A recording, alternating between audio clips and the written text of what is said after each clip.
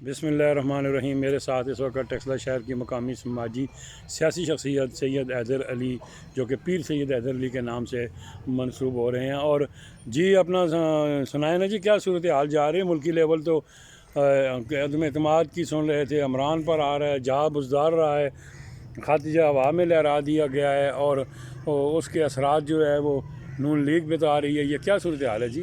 बिस्मिल्लाहिर्रहमानिर्रहीम।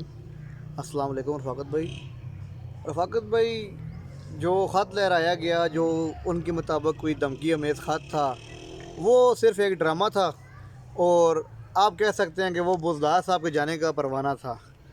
अब कुर्बानी का बकरा बना दिया गया बुज़दार साहब को कि शायद कि तेरे दिल में उतर जाए मेरी बात, कि शायद परवेज़ इलाही साहब उनको कुर्बानी उनकी उसकी दे के परवेज़ इलाही साहब को वज़ीर आला बना के शायद अदम एतमाद फ़्लॉप हो जाए।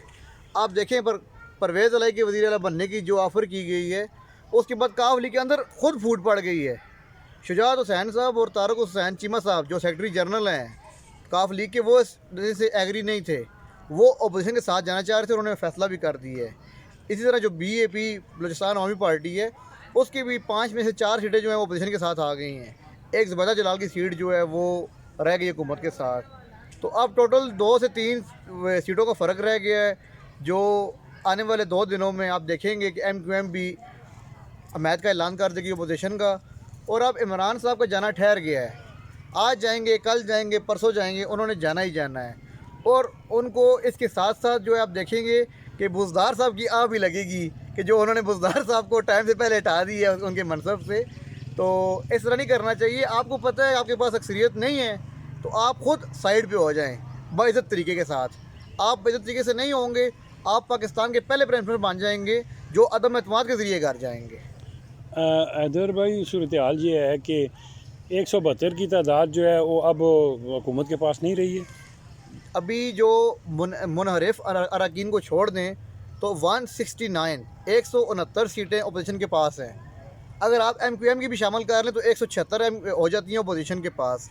और अगर आप मुनहरिफ को भी शामिल कर लें तो 190 का हिस्सा बनता है जो अपोजिशन के पास क्लेम कर रही है। तो आप देखेंगे जितनी सीटें इनके पास आएंगी उतनी सीटें हुकूमत की कम होंगी। अब गालिबन हुकूमत के पास 150 के करीब MNAs रह चुके हैं, वो भी एक एक करके सब फरार हो रहे हैं। हैदर भाई, अगर इनकी तादाद पूरी हो जाती थी उसी वक्त ही नंबर लगा देते अपना इसका पुल गिनती का होगा। जी बिल्कुल, आप सही फरमा रहे हैं, क्योंकि अगर इनके पास इनको अंदाज़ा इस चीज़ का होता तो इसको प्रोलॉन्ग ना करते अदम एतमाद को। ये सिर्फ डिलेइंग टैक्टिक्स हैं, ये टाइम ज़ाया कर रहे हैं कि किसी तरह रमज़ान शरीफ आ जाए। रमज़ान शरीफ में हम ये नहीं करेंगे, हालांकि रमज़ान में भी इजलास होता है और रमज़ान में ही इनके जाने का परवाना आएगा इंशाअल्लाह। तो हैदर भाई, अपना मकामी जो है ये कि सोच जो है ये ख़ुदकश बम्बार से शुरू हुई है, और ख़ुदकश बम्बार में का जाकर आखिरी हमला जो है वो उस्मान बुज़दार ही ठहरा है जाके। जी देखें, ये जब इंसान को अपना इक़्तिदार जाता नज़र आता है तो इंसान तरह तरह की बातें करता है। अब हमारे सीनियर हैं सारे, हमारा किसी से कोई ज़ाती इख्तलाफ नहीं है, सिर्फ सियासी इख्तलाफ है और असूली इख्तलाफ है। हम ये चाहते हैं कि आप जिस मनसब पे बैठे हुए हैं आप आवाम की वेलफेयर करें।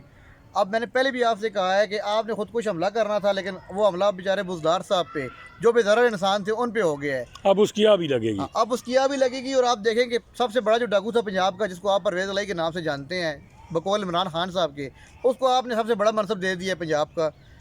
तो आप अपने कई बातों पे गौर करें। मकामी क्या सूरत हाल है जी कामों शामों की? मकामी आप देखें कि फैसल शहीद रोड का काम तो हाल कंप्लीट नहीं हुआ।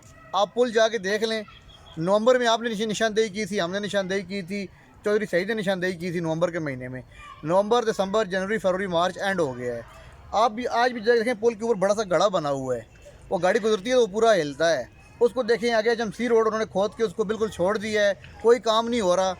हालांकि 12 फरवरी को साल पूरा हुआ है इस काम को, और 1 साल का टेंडर था इसका, आप जाकर डेट चेक कर सकते हैं।